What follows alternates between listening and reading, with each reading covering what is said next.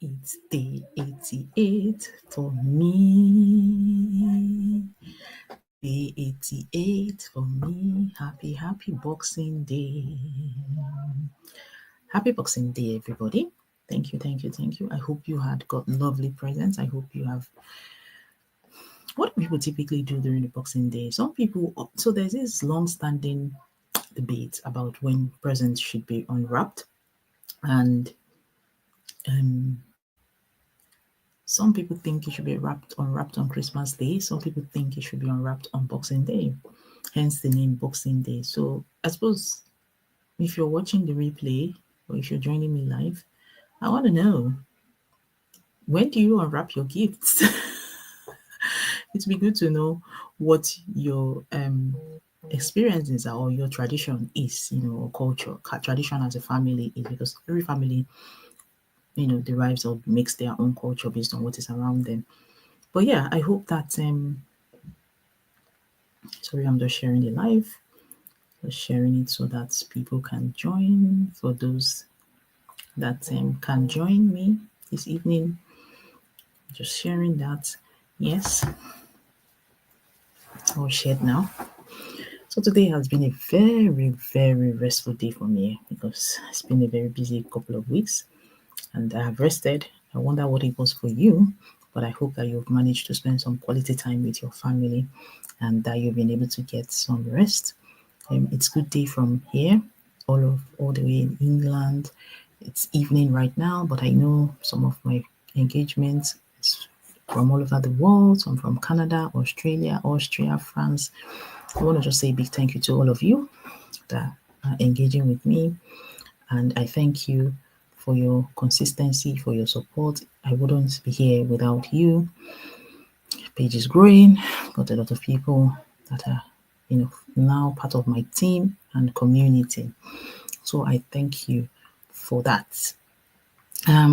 Today, I just want to start because I have three. So I decided to make my last 3 days to discuss something that is of great importance to me, my personal experience as a business builder, because I am building a business, right?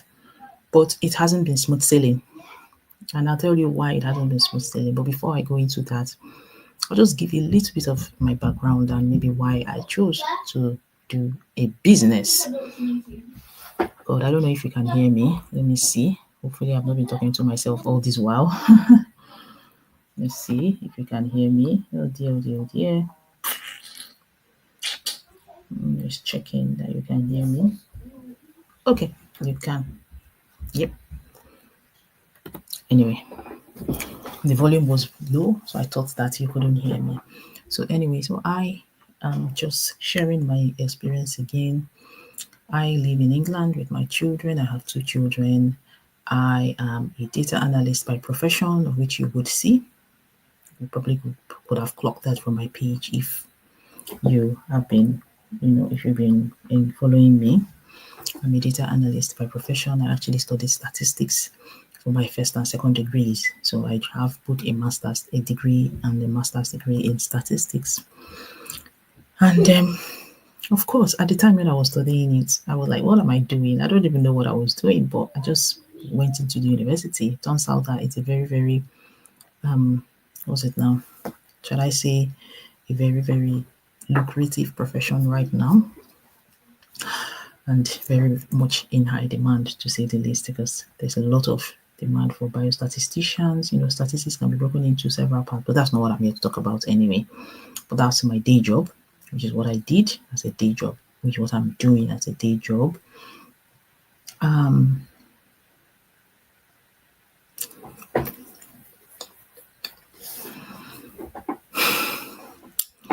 So yeah, what was it for me? So many things. I've been working now for maybe about 10, 15 years. I've been working. And I think I got my moments. I think I started beginning to feel a little bit exhausted about the cycle in the middle of pandemic. I don't know, something just changed for me. Maybe the realization that life was fickle, coupled with the fact that that pandemic, you had a lot of opportunity to reflect on your life, really, throughout the COVID period, lockdown. You had the opportunity to do some innermost deeper reflection because everything was, shall I say, everything seemed fickle. Like you don't know what's going to happen next. There was no assurance that you would survive. If you understand me, because it was a pandemic. And I suppose in that period, I had some deep reflection about life in general. But prior to that, though, I was already beginning to feel a little bit uneasy. And what do I mean, a little bit uneasy? My husband and I, we have very big dreams. And by the grace of God, we've been able to achieve some of them, especially for the children. But it's been hard. It's been very, very hard. And I suppose part of my reflection was there has to be an easier way to do these things. There has to be a better way of doing this. We worked full time, but even with the full time working, we were making sure that we were as much as possible there for our children. Because I have a very, very strong belief that education is not just in the hands of the teachers. As a parent, you do have to contribute. You can't leave your child at the mercy of the classroom teacher.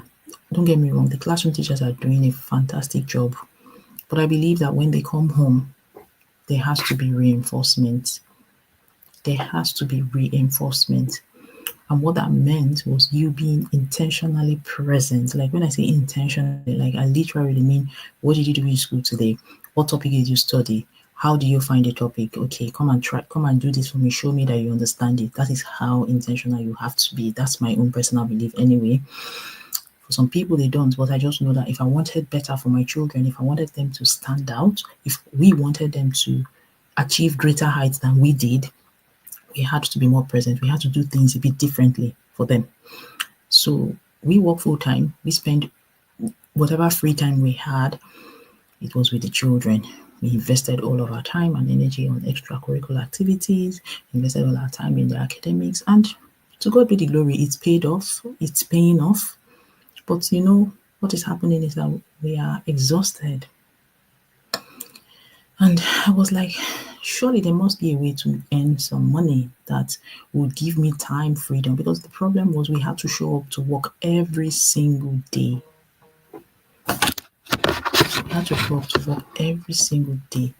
And we are not, I wouldn't say we are at the peak of our careers, but we were at good paying jobs, which also meant that our time was demanded from us a lot more of our time. The more junior you are, the less time is demanded from you. Of course, the less pay. So our job payment, we were being paid well. We are being paid well, but of course, it meant that we need to work more harder. As you progress through the ranks, your time is taken away from you. So I think it was more of I'm actually beginning to feel quite exhausted. So that was just what was the turning point for me. I'm like, okay, there really just have to be a way out of this that I can gain my time back. I just felt that if I could gain my time and not lose on my finances, then that would be a game changer for me because I know that my children come first and I would prioritize them as much as possible. And I know many of you relate to this, the bills, they don't stop coming. And in your heart of hearts, you just want to be there, but you just have bills on bills and bills to pay. And it's really, really heartbreaking, really. So that's when I started looking. That was just when I started looking. I'm like, okay, there has to be something, that I can do that would allow me, that will replace my income really, so that I would have time for myself, and the kids. And it's not just that, not just the kids. I was tired. I just felt that there was more to life than going round in circles. That was what came out of my experience of the pandemic. So, and there are many more reasons I could go on and on as to why, by the time it just piled up and piled up and piled up, and I just knew, okay, you know what, Lillian, you just got to do something. I must say that I've never had done a business before, like a full-fledged business, but I'm building one now. So it's not impossible. If you've never done one, it's not an impossible task. So I found the business through a friend, and I think even her life was what even made it inspired me the most, because this is someone I hadn't spoken with for some time since we left secondary school. Like when we finished WAEC, for those that finished in Nigeria or studied in Africa, you will know what West African Examination Council's exams are. So when you finish that, everyone goes to university for those that pass well. But anyway, we finished WAEC and I never really saw this lady again up until the day she slid into my inbox 2 years ago. So we're talking about a good 20 years. We didn't speak, we didn't talk, nothing. Anyway, I spoke to her, and honestly, I don't know. Every day I look back and I'm like, God, I'm grateful that this person slid into my DM, because he met me at that was the point where I was really praying very hard for a way out. Like, I'm like, God, there has to be a better way. You said that the fullness of the earth is, anywhere we step our foot in, it's ours. Why am I struggling? Why are we struggling like this? You own this earth, you own this world, and you are my father. Why should I be struggling? So, this was my heartfelt prayer. Why should we be struggling like this? Why? This is the earth that you created, and the fullness thereof should be ours. Why am I doing this? There must be a better way. So this was my prayer at the time. And just as I was making that prayer to my Father in heaven, she slid into my DM, and I connected with her. And then she tells me something that really shocked me. Like, she said, "Oh, I have retired." I said, "Excuse me." Well, like when she said it, I was in shock. I was like, "What do you mean?" She said, "I have retired." I said, "Excuse me? What do you mean you've retired? We are age mates, for God's sake. We went to secondary school together. How can you have retired?" And then she tells me she retired because she started this business and it is sustaining her and her family. So she's now more present for her children. I'm like, what? Oh my God, that was what piqued my curiosity. I was like, oh wow, I really do need to check this out. And then finding it out, I saw that it had to do with social media marketing. Oh my God, that really threw me off. I'm honest with you, but that is where my mindset shift started. Prior to that time, those who know me know that I hardly posted on Facebook or any page.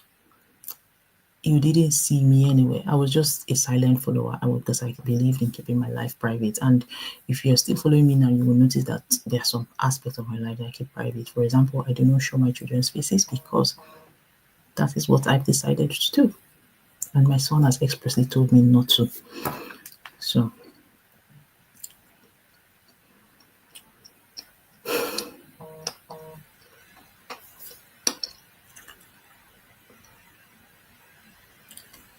so but I said to myself, I have a Facebook page. At the time I had just opened an Instagram page. And really, Facebook, what I was using it to do was learn. I actually taught myself to sew from scratch. Like I didn't know how to put a needle into a sewing machine, but thanks to Facebook, I was able to learn how to do that. I was following communities where I was getting inspiration. They were guiding me. They were so helpful. That was the only reason why I used Facebook. So when I was told that, oh, you could run your business on Facebook, I'm like, okay, what does it inquire? Posting, and I'm like, posting. Wow. Well, I really had to quickly do a mindset shift, because I thought to myself that, look, at least I'll be posting with purpose. I'll be posting with a view to impacting lives, because the truth is that has always been my goal anyway.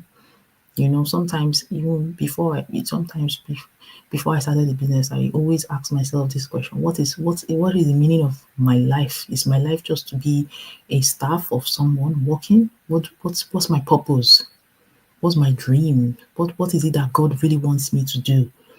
But because I was clouded by the 9 to 5 drive, the earning an income, paying salary, paying bills, I didn't really fulfill my. I didn't feel like I was fulfilling my purpose. I didn't even have time to think about my purpose. I just felt like a robot, really and truly.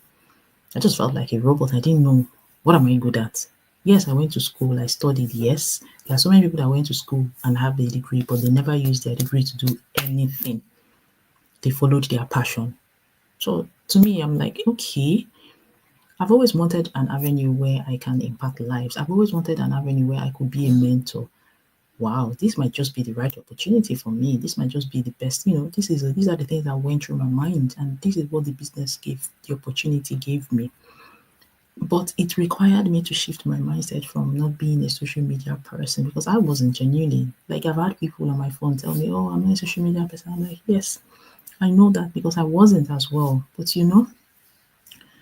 if it is going to be an opportunity to do something different for yourself, at least you wouldn't just be posting randomly. You will be posting with purpose. You'll be making your post with purpose. You'll be making your live videos with purpose, right? Then surely it is worth it. And this is what I told myself. That was what I told myself. That was a big shift for me. It was genuinely the biggest shift I made because before now, you would never ever see me in social media space. I even hardly commented on people's posts because I didn't want anyone to bring their attention. I just didn't want to be the center of attention. So that's how I shifted my mind to the possibilities. And then, when you do your own your inner reflection, I shop online now. After all, before that, I use Facebook Marketplace sometimes to buy some things from people. I do things online. So what's the big deal? And then the fact that I could go anywhere with it. Oh my gosh. I could go anywhere with my business. Like, I just needed the internet and I'm ready to go. Ah, that was amazing as well. So those are the experiences I've had as a business builder. But the first thing was I had to shift my mind from I'm not a social media person, I can't do this. Oh, what if it's this? Thank God, thankfully, so far so good. I have never been unfortunate to get into the hands of the wrong people. And I'm actually quite sorry.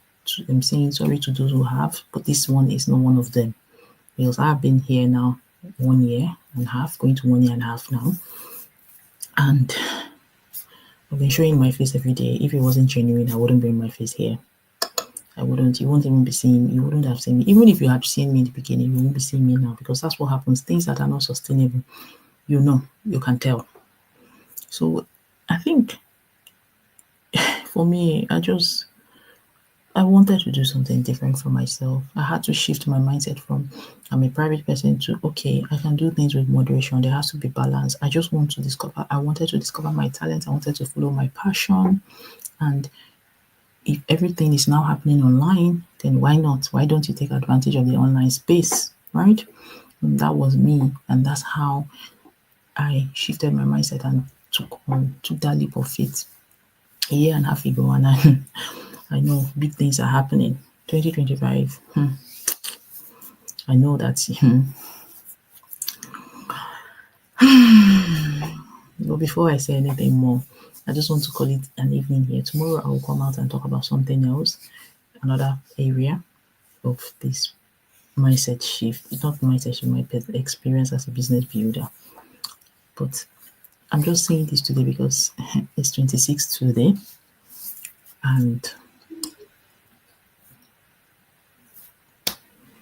it's 3 days before the end of my life, and I just thought I would leave something for you to think about or ponder about.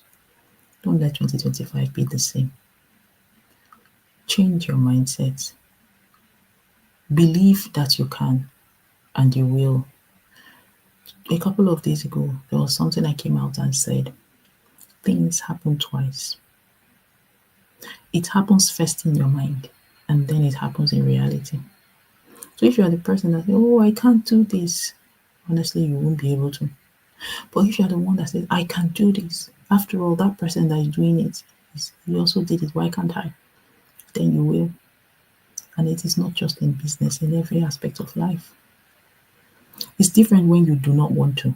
But when you see something and from the beginning you feel like you failed it, that's where the failure begins. As a man thinketh in his heart, so is he. That is what the Bible says. So think, believe, and you will achieve. Don't be afraid. Don't be too afraid. Don't let that fear hold you back. Just come on now and have a look at what we do. And then you can decide if, oh, I even have the Bible verse here. As a man thinketh in his heart, so is he. See, what you think is what counts. Every other thing around you is noise. So I hope that this encourages you or inspires you. And I will come again tomorrow. Thank you very much for your time.